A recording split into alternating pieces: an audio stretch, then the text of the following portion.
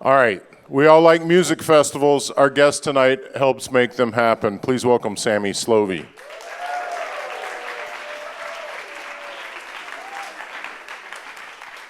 So Sami does work like at Voodoo, although she doesn't, I guess, technically work for Voodoo.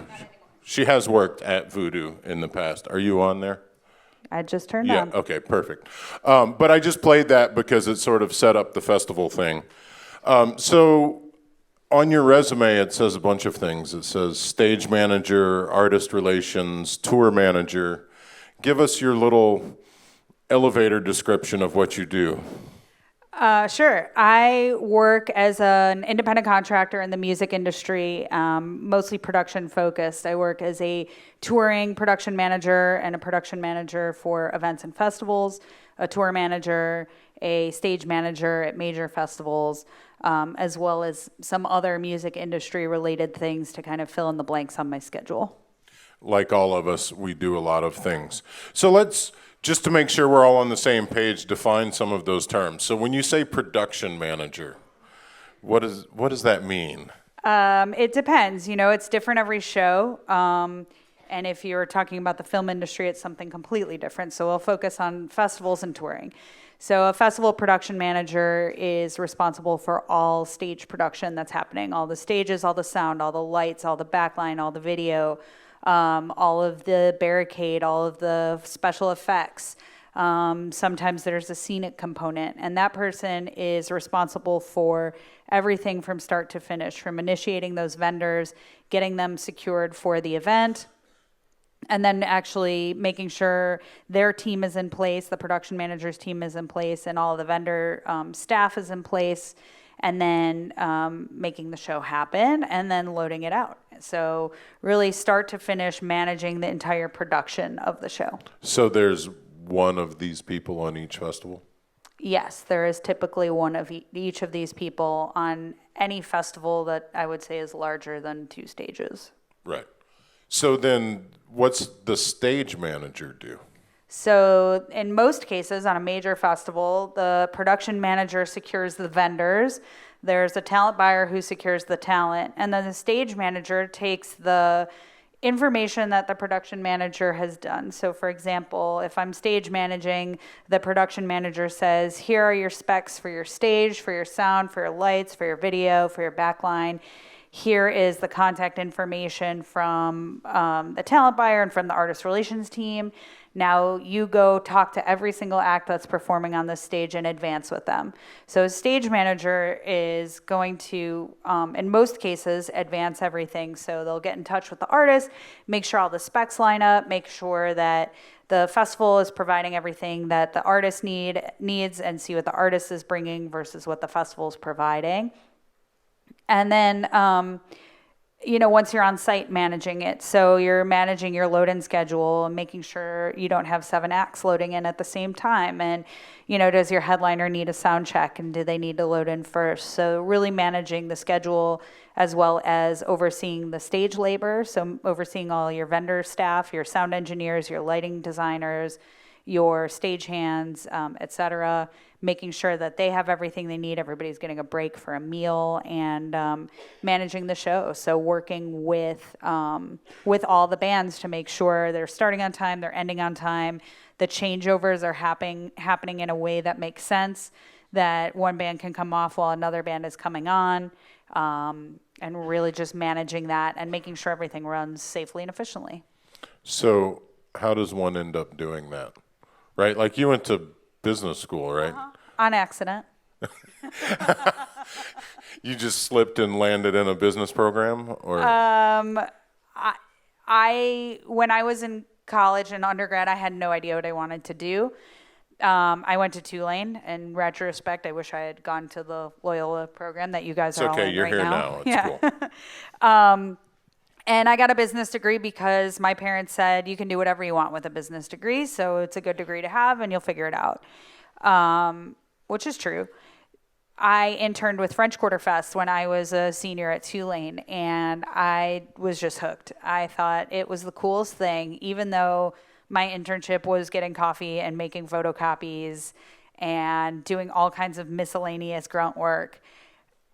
to see all of the minuscule things that I had done in the months leading up to the festival, and then seeing thousands of people out there having fun, enjoying themselves, just having the time of their lives, and working on a team to make this event happen, I was just hooked. So from there, I proceeded to work with a local production company where I learned a lot more about the industry, and then broke off from there and started freelancing.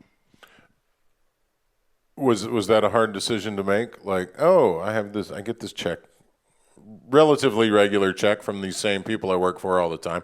How do you decide, okay, I'm ready to do this essentially on my own? Well, I was young and in my 20s and had nothing to lose. So I had this full-time job, like you were saying, with a steady paycheck. But I recognized at the company at the time that there wasn't room for growth for me in that company. I realized that I was pretty much as high as I was going to go within that company. It was a great entry-level job. I learned so much, and I met so many people in the music community in New Orleans. And I kind of got to this point where a lot of my day-to-day work was booking wedding bands. And I kind of just got to this point where I was like, if I have to talk to one more like bride's mother on the phone, I'm going to totally lose it. And I decided to quit. And it was, at the time, a very easy decision. You don't have a mortgage, you don't have bills you're responsible for, all kinds of reasons. And I started freelancing, which at the time meant writing press releases for $50 and bartending and going in on van tours with friends' bands, and really just doing whatever I could to kind of further my experience level. And it kind of eventually all fell into place where I got bigger festival jobs and more touring opportunities, and kind of all just worked itself out. We'll get to the touring stuff in a minute. What's the coolest thing you've seen happen on a stage that you were managing? This is your opportunity to drop names now. Well, it's hard. I'm not a big name dropper.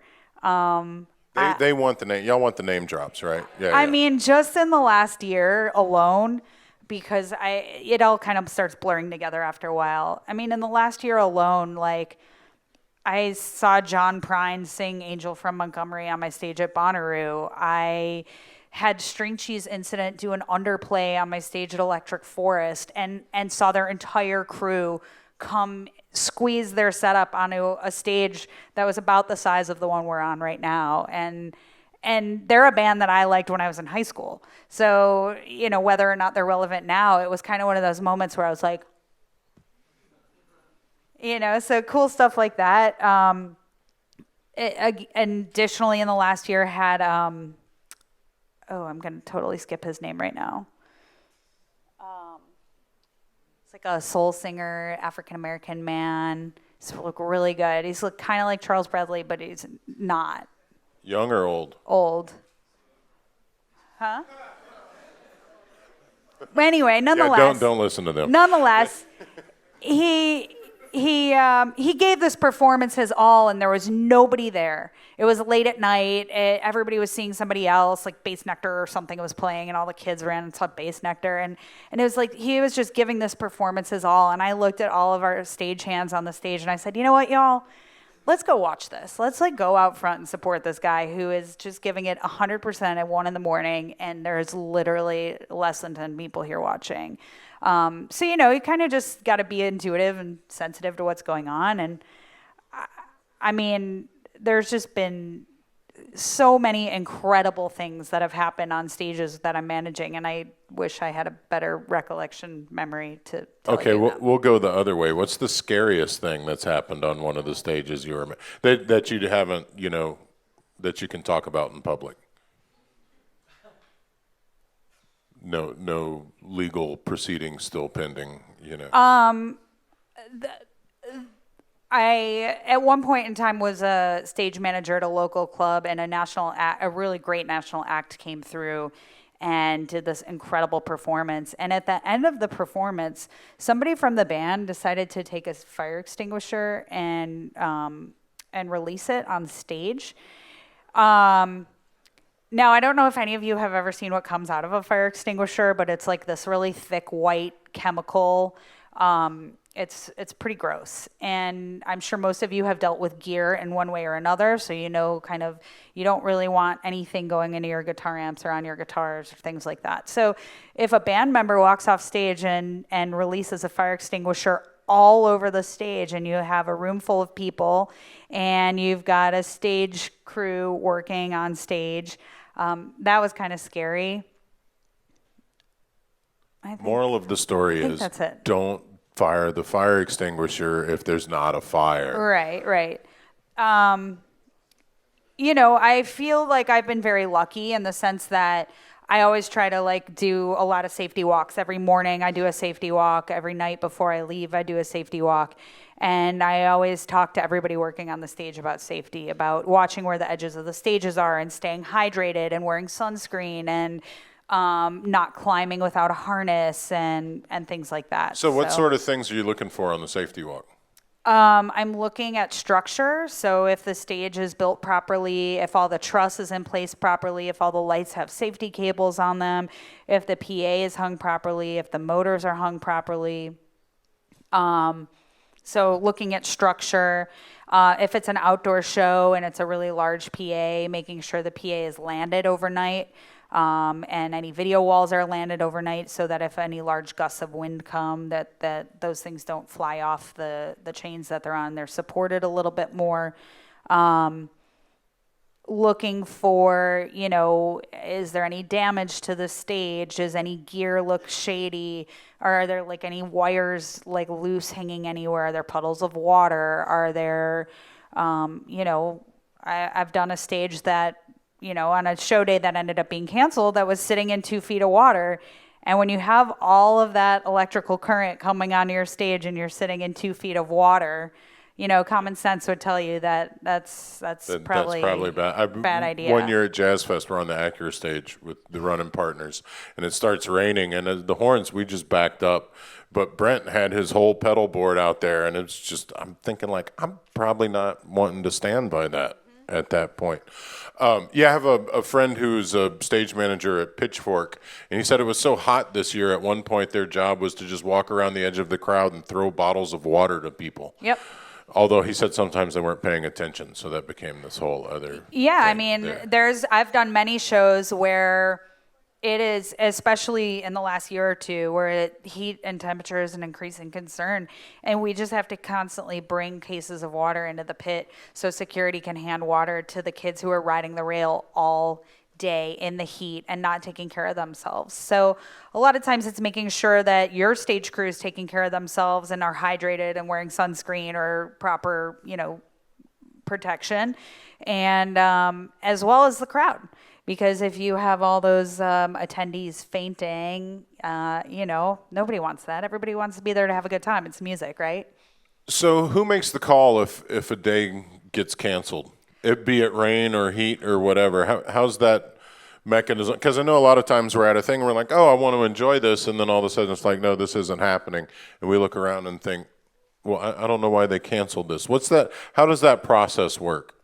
Sure. As far as I know, that process works like this. The festival promoters and festival producers will get their like top people together. So that'll be like promoters, producers, usually somebody from their risk management team, usually their production manager, and sometimes like a site operations manager. And they'll all get together and have a conversation and say, can we safely hold a music festival here today? What are our options? You know, can we do it this way? Maybe we only open half of the site, or maybe we open late because there's lightning, or, you know, if we do open, are we going to have to close? So there's usually a core group of people well above my pay grade that have that conversation to see if there's a way to safely and efficiently have a show that day. And I would guess that they're additionally looking at their insurance policies and, you know, if we don't have a festival today, what does our insurance cover, right? Because if you put all this money into building a 3-day festival and you only have 2 days of a festival, then your balance sheet's going to be off because you're losing an entire day of sales. You might have to issue refunds, things like that. So there's usually like a higher up team that'll all get together and have that conversation. You didn't happen to be working the Louisiana Fest thing, did you? I did not work the Louisiana Fest because from what I understand, they did not hire a festival team to come in and run that show. That would make the article I read in the paper make sense. Do y'all know what we're talking about? Yeah, no. For those of you who missed it, there is this out at Lakefront Arena, the Lil Wayne Louisiana Fest thing. There was this weird stampede at some point that they thought like there was gunshots, but then there probably weren't. But it was confusing on multiple levels. You should go read the newspaper article. It was an interesting account. Have you ever had to deal with anything like that? Luckily, no. I also read the newspaper article and had some friends working, and I heard that basically it was thrown together very last minute. There was not a good plan in place. There wasn't a team in place. But that's a really great segue to talk about festival safety, which is increasingly important. So in today's day and age, you have like a risk manager at a major festival that's getting with your security director, and they have a plan for active shooter. They have a plan for, okay, what kind of search are people getting when they come in? Are they going through metal detectors? Are we doing a pat down? What's on the prohibited list? What are people allowed to bring in? And a lot of these risk management companies will go around to different points of the festival and put cameras up. So if you're at a major music festival, you're being watched. I can tell you that right now. If you go out to Voodoo, they probably have a camera on every stage. They probably have one. They have cameras everywhere, which, it feels a little like Big Brother. But at the same time, a few years ago, there was a music festival in Las Vegas, and there was somebody who got a hold of a gun in a hotel room and planned out this whole thing where he was just going to shoot a bunch of people. And I have friends that worked that, and it took them a long time to recover from that. But it's very, very important that these plans are in place, that you have a plan. People are going through metal detectors. They are getting checked, because otherwise you're in a situation that's compromising everybody's safety, like at Louisiana Fest. It sounds like, there were metal detectors, but everybody I talked to who went there didn't go through a metal detector to get in. And it sounds like there was some fake gunshots, like somebody yelled in the crowd, gunshots or something like that. And there was this stampede because everybody was nervous and they didn't feel safe. So, maybe that's a note for a festival producer to make people feel safe from the minute they walk in. Maybe you don't want to go through a metal detector, and maybe it's a pain in the butt, but maybe also you feel safer if you went through one and everybody else went through one. I always wondered, going in the Musicians Gate at Jazz Fest, why do I have to go through a metal detector? Metal detector. The medical detector is a totally different thing. Why do I have to go through a metal detector? I'm on the gig. This is only the Musicians Gate, but then it's actually not. It's not only us going through that gate. Yeah. Let's transition to the tour thing a little bit. You also do some tour managing. I feel like all of these titles that include the word manager, essentially that just means you have to make sure everything's right within your space. Tell us, as a tour manager, I'll put it this way. What's the hardest thing to do as a tour manager? Sleep. It's true. Yes, all of these titles include the word manager, and they are a 24/7 full scale start to finish. Once you initiate the project or the gig, you are basically seeing all details through from start to finish. So you are starting the advance process. In the case of a tour, you've got a management team and a booking agent, and the management team and the booking agent decide what shows are going to do and what the routing is.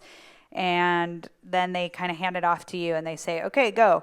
And then you have to, book the bus and book the flights and book the hotel rooms and talk to every single venue and making sure that, doing your advance with them, making sure they have everything you need, you have everything they need, etc. When you're a tour production manager, also contacting your audio company and your lighting company and making sure you're crewed up. So making sure you have everything that you need for the tour to happen successfully and for your artist to have a great tour. I'm sure you discuss in all of your classes that's a main revenue stream for artists in this day and age is touring. They're not making money from streaming online. When you purchase music, sure, they might make a little bit of money, but I'm sure most of you stream, so they see pennies, from that, and there's not really a way to make money from that. So touring is a main revenue stream. So you want them to have a safe tour and an efficient, effective tour, and you don't want them to bleed money. So it's a very organized job. You have to keep budgets. You've got to have all of your, hotel manifests and reservations and your flight manifests and reservations and everything kind of ready to go and really be organized to make it happen. So how much of that tour manager job is interacting with the artists, with the bands, with the, are you traveling with them? Are you in other cities advancing things? How does that? No, most advance is done by email. You're traveling with them. You are, making sure that they are awake off the bus for sound check. You are, making sure they have anything they need. If they want to go to the hotel room, connecting them with the runner to make sure the runner could get there. Tour manager really is there for the artist to make sure that the artist has the smoothest day possible to get on stage, to give their performance, 100% to the audience, and then to be able to wind down and to get some rest. I won't ask you who the worst act to work for is, but I'll ask you, who's your favorite act that you've tour managed and why? Or to make it less specific, what are things that artists and performers can do to make the tour manager's job easier? Just say thank you and not be a pain in the ass. I feel very fortunate. I've toured with some really, really incredible acts. I've tour managed Trombone Shorty. I've tour managed Nico Case. I've had the opportunity to production manage for Beach House, for Haim. I was also production managing for Trombone Shorty. I have toured with a lot of really incredible artists, and I'm very lucky for that. They're seasoned. They're grateful. They say thank you.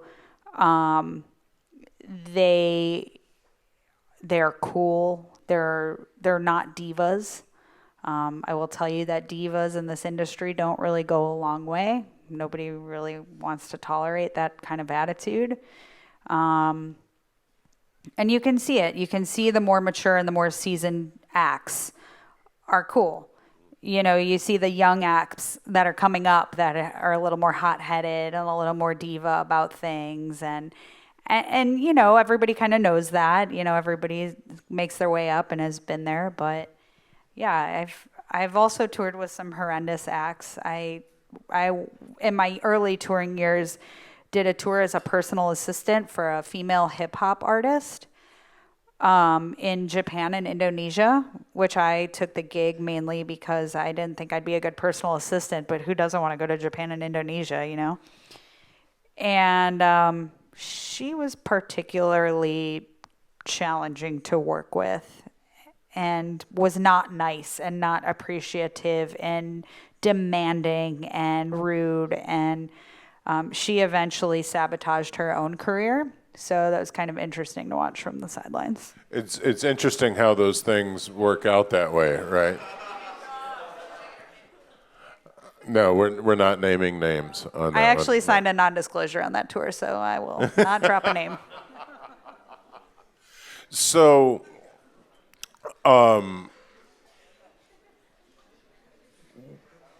who are the people as let's say tour manager? Who are the people you work most closely with on the rest of the team? Like, how much time do you communicate with, say, management or the booking agent? Does that all come to you in one chunk on the front end, or? No, it's always piecemeal, and every camp operates differently. So I've toured with acts where the booking agent wants to be involved every day, wants a recap email every night. How did things go? How was the local promoter? What was the attendance? What was the turnout? Same thing with management. I've worked with managers that are super hands-on like that and want all that information, and others that don't. You're mainly interacting with the touring act, with the musicians, with the artists, as well as the other people on tour, your sound engineers, your lighting designers, if you have video techs, or if you have, other touring personnel, merch person, things like that. So you're pretty much on 24/7, and you are, from the time you wake up to the time you sleep, interacting with people all day. Do most of the tours you've done recently carry audio engineers and things? Yes. How far into the range of broke artists do you have to be to get to the point where you're not carrying your own sound engineer?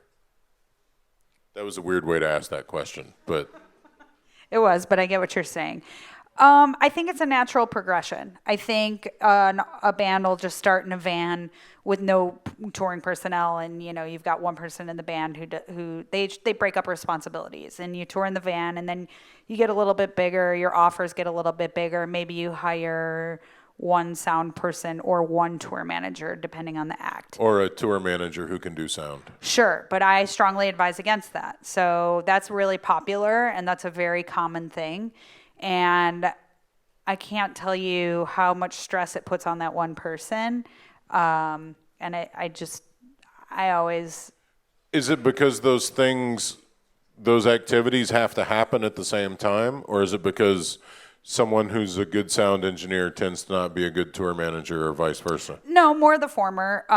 If you're the front of house engineer and you're also tour managing, you're not making sure your artist gets on stage. You're not on stage making sure they don't need anything. What if they get hurt, or what if they need a drink, or whatever. You're not able to settle while your artist is on stage, therefore giving you a lot of time during loadout. So I just think that it strains that person a little too much. But a lot of people do it for financial reasons, so I understand why. So as you kind of grow a little bit more, your band gets a little bit bigger, then maybe you hire a tour manager and a front house engineer, and maybe your tour manager is responsible for hiring a local merch seller and then settling merch every night. And maybe your sound engineer is also your production manager. And then, you kind of grow up from there, and every act has a different need. Some acts, their big thing is video. So they want somebody who can come and set up video and be a VJ and do that for them instead of having a tour manager. So it kind of depends on what your thing is. So it gets prioritized based on your particular space. Yeah.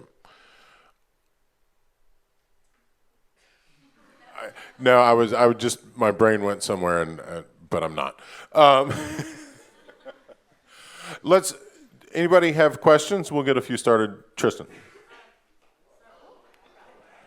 Very well lit questions. So, as a tour manager, what are some of the main differences that you think you've seen running small tours as opposed to Trauma Shorties Tour, Beach House, or something like that? Sure. So the responsibilities grow with the size of the shows. So on a small tour, you're driving a van from city to city. You might stop and get some lunch. You'll show up at the venue at 6 p.m., load your stuff in, do a quick sound check, do the show, stay in a hotel, hit the road.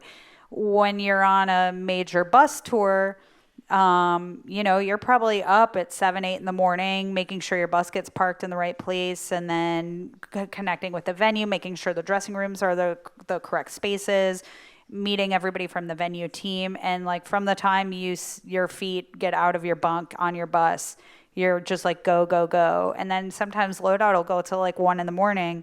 And then you're you're the main kind of information center for the tour. So you're answering questions and doing things with people all day.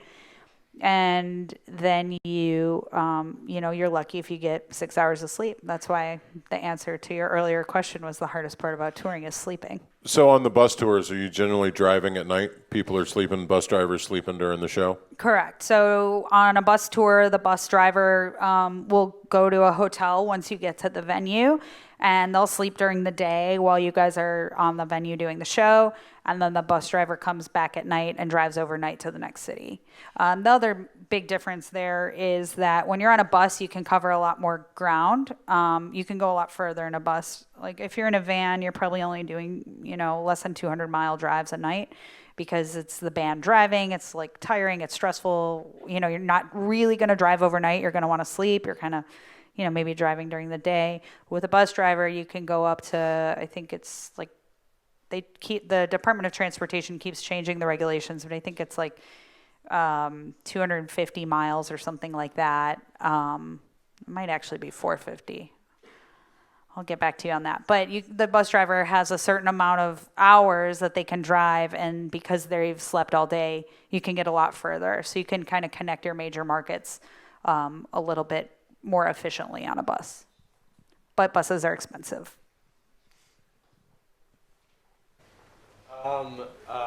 As somebody who works with festivals a lot, what was your opinion on Fire Fest?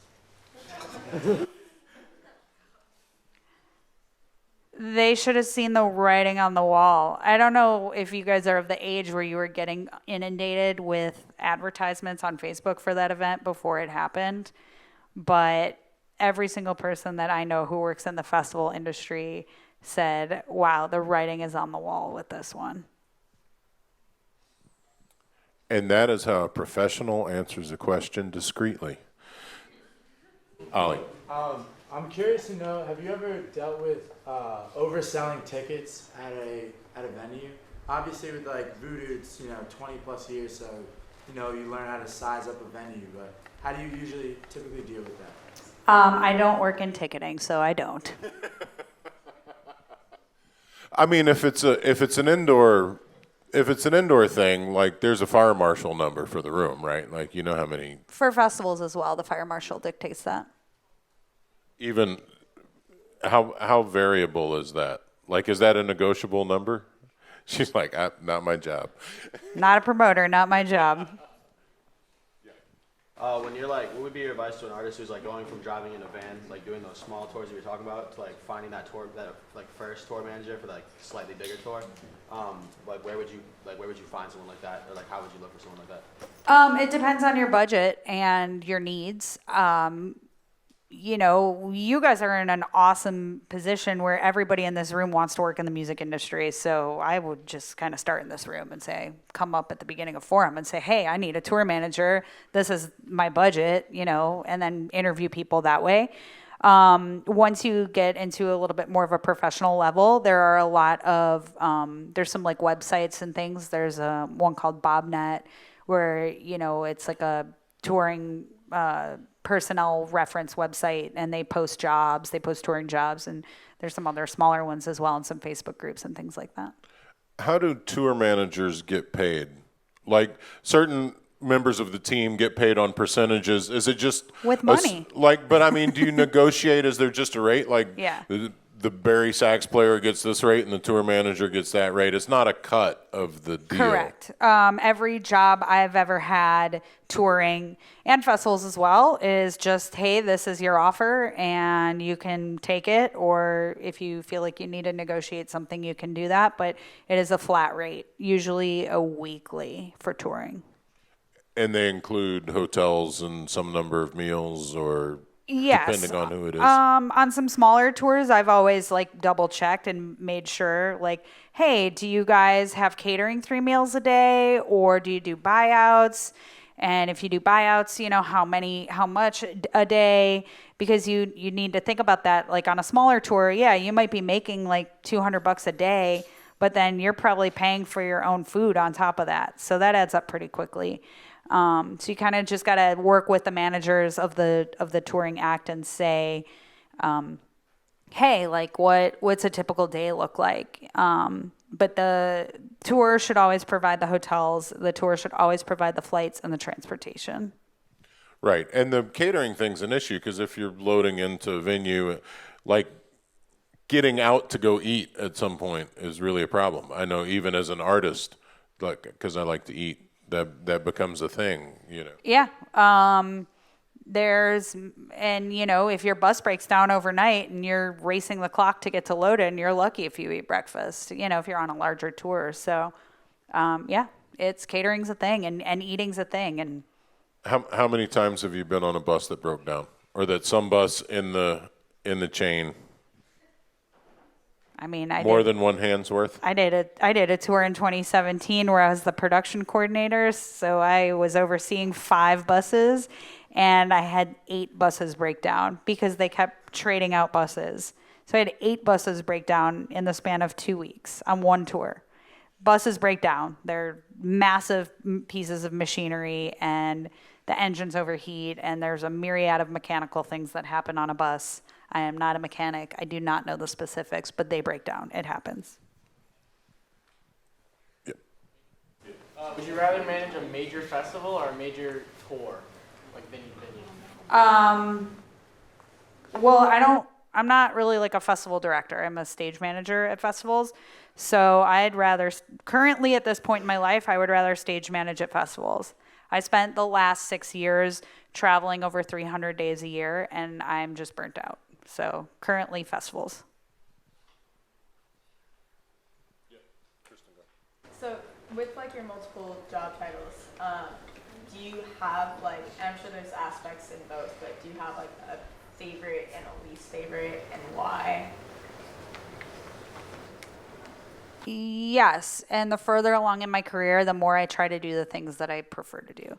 So like I love stage managing at festivals. I love that I get this chunk of information and I start it and then I finish it. And like to me it's like super rewarding. I still get to see all these like kids have so much fun, and I get to work with all these touring musicians and like kind of use my brain and how are we going to make this all work. So the further along I get, the easier it is for me to just say like, hey, you know what? Like that artist relations job is a great opportunity. It's just not for me. I'm not passionate about it. So does that make sense? Freelance worker in the industry, what do you think is the best networking tool to get you offers, get you jobs, connect you with other people? Is it business cards or LinkedIn or across the spectrum? In-person experiences and interactions. So if you're not a good networker, I would not recommend freelancing. Like I'll just say that right now. Like if it doesn't come naturally for you to like go up to a room full of people and introduce yourself to every single person in the room, don't become a freelancer. Just don't. Spare yourself the agony. I think LinkedIn is a great tool. Facebook is a great tool. Instagram, all the social media outlets, sure. Business cards, yeah, I mean, they're good to have. People ask for them. So, like, it's good to be like, oh, yeah, here's my card. Call me. Nobody ever uses a business card, by the way. I'm sure you've all gotten business cards. You look at them, and you throw them out. Or they're in a drawer of your desk somewhere. I think that the best networking tool is an in-person conversation interaction. Like, hi, I'm Sammy, you're Jeff. Okay, like, what do you do? What do I do? Oh, cool, it's great to meet you. Like, oh, like, do you know that person? Oh, have you done that tour? Like, oh, have you worked with that person? And that really kind of solidifies somebody for you and for them. And that really, I think, is the best tool. And then, as a freelancer, I probably send hundreds of follow-up emails and reach out emails and, hey, I'm looking for work on this time. I'm available on this time. And it's just like a matter of being really organized with your contacts and knowing the right person and not bothering them too much, but asking and telling them you're available. And it's like a weird wave to ride. And there's that thing of doing a good job when you meet those people. That goes a long way. Right? Like, oh, I need a tour manager. Oh, well, my friend Dan was on Shorty's band with Sammy, and he said she was great, so you should hire her. Those sorts of things, even if it's not a thing I've experienced, that, people talk. And so being good at what you do in that moment, I find is often one of the more important things. 100%. Anyone? Bueller? Yeah, Emily. Do you ever feel like it's hard to keep up with the contacts that you have working festivals when they are just like 2-3 days out of the year, or is it just that you do them year after year and that helps build that foundation? Both. It's hard, but it's also like that mentality of like you're working together and you're in the trenches together. So when I first started freelancing, worked as an artist relations ambassador at Lollapalooza, right? So it's like the lowest level artist relations job you can have at a major festival. But I said, oh, well, I just started freelancing. This will be cool. I'll meet people. The group of people that were in that same level, we all kind of like stayed in touch, and every single one of them has gone on to do incredible things in the industry. And it's kind of cool because it's like, oh, we all like spent this weekend working together and like kind of stayed in touch, but now we all run into each other all over the country because we all stayed in the industry and have like really cool jobs. So How much does the pool of workers, freelancers across these festivals overlap? Like, do you see people at Electric Forest that you saw at Buku, that you saw at whatever? a lot. And it goes back to doing a good job, right? So like if you did a good job and you spent some time, talking to your vendors or talking to your artists or talking to the people who are working around you, I mean, you're gonna see them again. Like every single person in this industry, like be nice to them and be cool to them because you will work with them again. I promise you that. Are there a couple of production companies that run a bunch of these? Like, is it the same people hiring people in different festivals, or? Not necessarily, but there is some consistency there. So yeah, yes and no. No. Reach out to you for employment, or do you have to like, apply for those jobs? Neither. There are rooms like this all over the country with hundreds of people who want to work festivals. So they're never reaching out to people unless, higher level they are, like a stage manager position. If your name's out there, you'll get people contact you. But generally speaking, you have to kind of like know a department head who's hiring, who can maybe get you in at like a entry level. It's a little bit tough. I definitely recommend, if that is like working festival freelance is something you're really passionate and you really want to do, like start locally, start small and meet people locally and like kind of let it be an organic process for you to work your way up. Anymore.